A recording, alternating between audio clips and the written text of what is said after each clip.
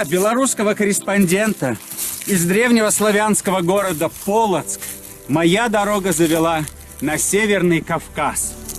Это Чеченская Республика. Все мы знаем про Египет, про египетские пирамиды. Египетским пирамидам 4,5 где-то тысяч лет вообще египетской цивилизации. Селению Дай по археологическим исследованиям 6 тысяч лет. Там внизу очень много могильников, которые подтверждают и неолитическое существование этого села, и все бронзовые века, и средневековье. 3 символа веры. Старое изображение креста над полумесяцем. 2 символа веры, крест и звезда Давида, объединены 2 полумесяцами сверху. Удивительное сочетание, удивительная дорога, пройденная.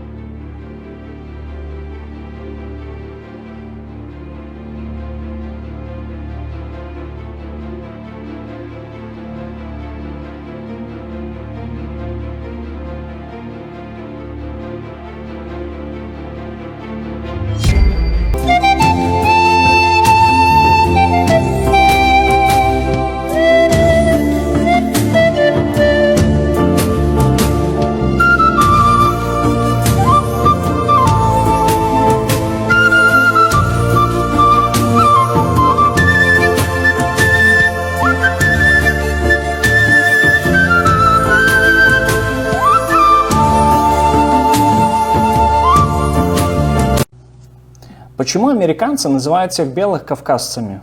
Okay, so he's a Caucasian.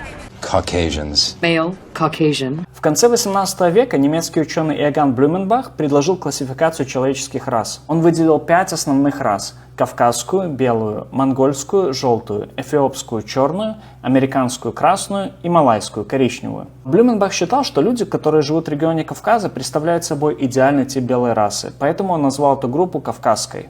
В итоге в 19 веке термин «Caucasian» был принят в научных кругах и использовался для обозначения людей европейского происхождения. В США же этот термин стал официальным и часто используется до сих пор. Die DNA weist die Spur der Ureuropäer nach. Jener Völker, die vor etwa 6000 bis 4000 Jahren aus der Schwarzmeerregion nach Europa wanderten. Die Mumien der Taklamakan schlagen ein neues Kapitel dieser Geschichte auf.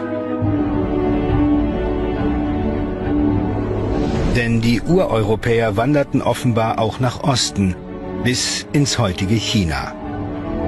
Sie nehmen dabei dieselben Wege, die später zur Seidenstraße werden.